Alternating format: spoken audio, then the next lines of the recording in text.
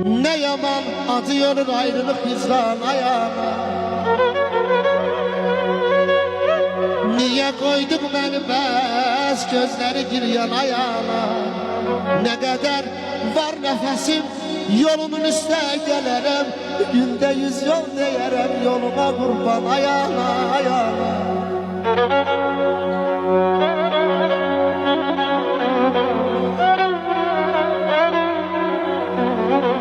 Ana yana deməkdən ürəyim qan oldu gel oldu gel. Ana deməkdən ey dilim kebab oldu gel. Dilim kebab oldu gel oldu gel. Çıktı bu dağ başına adımı yazdım başına.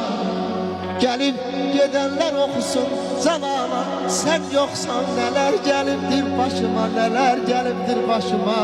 Neler gelipdir başıma. Saçını hörene kurban, yüzünü görene kurban. Müqəddəs anadın size kurban, size verene kurban, size verene. Sağ ol Cihat Xan bəy, sağ ol.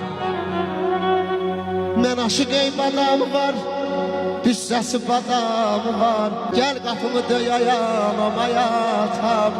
Koy desinler adam var. Ama dünya zalim dünyadır, dünya fani dünyadır.